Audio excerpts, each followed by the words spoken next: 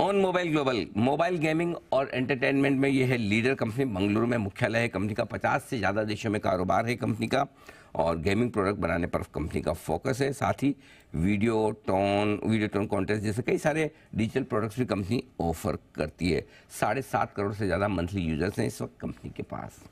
आइए नतीजे मैं आपके सामने रख दूं। कल बाजार के दौरान आ गए थे करीबन 2:30-3 बजे के आसपास। आय घटकर आई है तिमाही दर तिमाही 2%, 134 करोड़ के आसपास रही। कामकाजी मुनाफे में लगभग 30% की कमी रही, 8 करोड़ के आसपास। मार्जिन घटे हैं 8.25% से घटकर 6% के आसपास और मुनाफा 14% घटकर 8.5 करोड़। कार्यक्रम में शामिल हो रहे हैं हमारे साथ कंपनी के मैनेजिंग डायरेक्टर और ग्लोबल सीईओ संजय बावेजा साहब।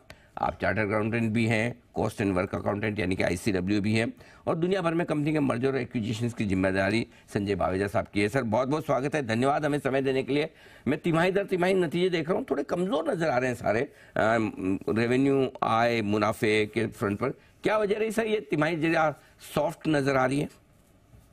शुक्रिया मुझे नमस्कार जी। नमस्कार। मुझे एक्चुअली रेवेन्यू और जो प्रॉफिट जो हमारा थोड़ा नीचे आया वो हमने डिस्क्लोजर भी किया है। हमारा एक बहुत बड़ा और जितने भी हमारे गेमिंग प्रोडक्ट है और वैसे भी हमारा काफी पुराना एक कस्टमर का बिजनेस मॉडल चेंज हुआ, उसके कारण हमें एक इम्पैक्ट हुआ। हमने वो डिस्क्लोज किया है कि भाई वो उसका इम्पैक्ट जो है रेवेन्यू पे अबाउट 18 करोड़ के करीब था। तो वो एक नंबर अगर हम आप ये लगाएं कि अगर वो नहीं रहता तो हमारा रेवेन्यू कहाँ से पहुंच जाता। जो हम पहले पिछले क्वार्टर में जब मैं आया था तो मैंने आपसे बताया था कि कैसे मुझे इम्पैक्ट हमें बढ़ोतरी की तरफ जा रहे हैं, पर वो एक बड़ा शॉर्ट टर्म इम्पैक्ट है। उसको हम रिकवर कर लेंगे क्योंकि डिस्पाइट उसके कि रेवेन्यू बहुत काफी इम्पैक्ट होना था, हमने रिकवर किया। अब हमारा 3 करोड़ से रेवेन्यू कम था, उसमें कोई डाउट नहीं, बट हम 150 के ऊपर रहते अगर वो नहीं होता। पर मैं जो आप ध्यान दिलाना चाहूंगा आपको कि हमारा शॉर्ट टर्म में थोड़ा वॉलेटिलिटी रहेगा जरूर, उसमें कोई डाउट नहीं है, वो रहा, वो इम्पैक्ट हुआ। बट अगर आप 6 महीने के पिछले 6 माही का देखें और इस 6 माही का आप रिजल्ट्स देखें, हमारा ग्रॉस मार्जिन फॉर एग्जांपल 3.25% से बढ़ गया। हमारा EBITDA जो है 3 गुना हो गया अगर आप 6 महीने का। हमारा पैट भी 3 गुना हो गया। हमारा कैश प्रॉफिट 2.5 गुना हो गया। हमारा ऑपरेटिंग मार्जिन जो था 1.1% से 7% हो गया। सो हमारा ट्रेंड बड़ा क्लियर है, वो ऊपर की तरफ ही है। हाँ, थोड़ा वॉलेटिलिटी आएगा जैसे मैं कह रहा हूँ, क्योंकि ये हमारा सबसे पुराना एक कस्टमर था और उसने उसका रेवेन्यू पे भी बहुत इम्पैक्ट है। वो काफी प्रॉफिटेबल भी था टू बी ऑनेस्ट, तो वो एक इम्पैक्ट जरूर रहेगा। पर आप अगर हमारी ट्रेंड लाइन देखें, जैसे हमने कस्टमर कंफर्मेशन जो है हमारी, जो हमारी पाइपलाइन दर्शाता है, जो हमने पिछले क्वार्टर में बोला था 98 है, इस क्वार्टर में हमने 117 का नंबर दिया है। 117 कस्टमर्स अक्रॉस द ग्लोब, मतलब पूरे वर्ल्ड में जो छाए हुए हैं। और 135 का हम आंकड़ा दे रहे हैं कि हम इस क्वार्टर के एंड तक, यानी कि थर्ड क्वार्टर के एंड तक हम कर देंगे। ये तो हुई पाइपलाइन। जो लाइव कस्टमर है वो 64 थे Q1 में, 75 हो गए Q2 में, और हमारे को उम्मीद है कि हम 100 का आंकड़ा क्रॉस कर जाएंगे Q3 के एंड तक। सो क्लियरली ये ट्रेंड बरकरार रहेगा।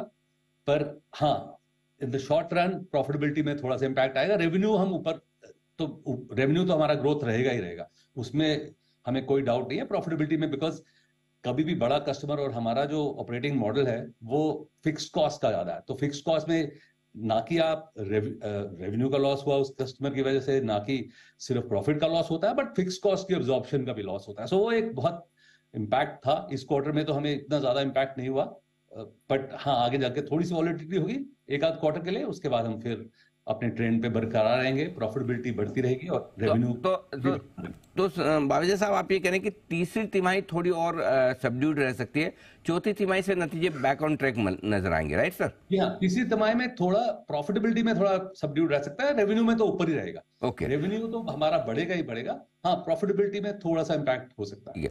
सर एक ये बताएं कि अब ये जो 6 महीने बचे हैं इस फाइनेंशियल ईयर के, जो मतलब सेकंड हाफ है, इसमें किस तरह के नए प्रोडक्ट लॉन्च आपने शेड्यूल किए हैं? कुछ और इसमें लॉन्चेस देखने को मिलेंगे सर? नहीं, नए प्रोडक्ट्स तो नहीं है इस क्वार्टर में, क्योंकि हमारी जो अभी हम स्टेबलाइज कर रहे हैं इन्हीं प्रोडक्ट्स को, जो हमारा ऑनमो का प्रोडक्ट है जो 5G पे फोकस्ड है, और जो हमारा चैलेंजेस एरिया है, जैसे मैं कह रहा हूँ उसमें ही इतना ट्रैक्शन हमें मिल रहा है अक्रॉस द ग्लोब। अब हमारा इंडिया रेवेन्यू जो है वो हमारा 10% से भी कम रह गया है, हमारा 90% से ऊपर का ग्लोबल रेवेन्यू है, और उसमें ट्रैक्शन इतना ज्यादा है जैसे मैं बता रहा हूँ। और अभी हमें जो एक बहुत अच्छा जो ट्रैक्शन मिलने लगा है, जो मैंने पिछली बारी भी बोला था हमें उम्मीद थी, वो यूरोप से मिलने लगा। यूरोप में अब हमारे कम से कम 5-6 कस्टमर्स हम इस क्वार्टर में लाइव कर देंगे। उससे क्या आ रहा है, यूरोप के कस्टमर्स में एक तो आरपू जो मंथली रेवेन्यू है वो काफी ज्यादा रहता है, चाहे वॉल्यूम में थोड़ा वो कम रहते हैं, पर उनका आरपीओ उतना अच्छा होता है कि प्रॉफिटेबिलिटी फिर इवेंचुअली काफी अच्छी रहती है। सो अब वो हम उस स्टेज पे पहुंच गए हैं कि हम यूरोप और नॉर्थ अमेरिका पे फोकस कर सकते हैं। यूरोप में हमारे को बहुत अच्छी ट्रैक्शन मिली है, अमेरिका में हमारी बात चल रही है, बट यूरोप तो हम लाइव हो जाएंगे क्योंकि हमारे को कस्टमर कंफर्मेशन यूरोप से मिल गए। सो वो एक बहुत अच्छा पॉजिटिव ट्रेंड हमें लग रहा है कि आगे चल के होगा। नए प्रोडक्ट्स के भी इनको स्टेबलाइज करने की जरूरत है, नए प्रोडक्ट्स आने वाले सालों में रहेंगे, बट इस साल में अभी फोकस यही रहेगा कि इन्हीं प्रोडक्ट्स को, जो हमारे 2 नए प्रोडक्ट्स हैं जो 2 साल पहले लॉन्च किया, एक साल पहले लॉन्च किया, इन्हीं को हम बहुत आगे स्टेबलाइज करें। और शायद ये पहले कभी नहीं हुआ होगा कि हमारा जो इसमें 3 साल का जो एम था, जो हमने पिछले साल बोला था कि 3 साल का एम है हमारा कि 200 कस्टमर्स या 200 कॉन्ट्रैक्ट्स होने चाहिए, हम 100 पे अभी इस क्वार्टर में पहुंच जाएंगे। इस क्वार्टर में हम आधा तो पार कर लेंगे, और उसके बाद हमें उम्मीद है कि अगले साल के एंड तक हम 200 के भी काफी करीब पहुंच जाएंगे। तो ये एक बड़ा अच्छा लॉन्ग टर्म हमारा, और हमारा क्योंकि हमारा प्रोडक्ट सब्सक्रिप्शन मॉडल होता है तो उसमें वो रेवेन्यू बढ़ता ही चला जाएगा, ये हमें उम्मीद है। बिल्कुल ठीक बात है। तो सेकंड हाफ में थोड़े इंप्रूवमेंट के संकेत आते हुए दिखेंगे, ये मानना है बावेजा साहब का। सर बहुत बहुत धन्यवाद, आपका समय दिया और आपने नतीजों पर विस्तार से हमारे दर्शकों को जानकारी दी। एक छोटे से ब्रेक का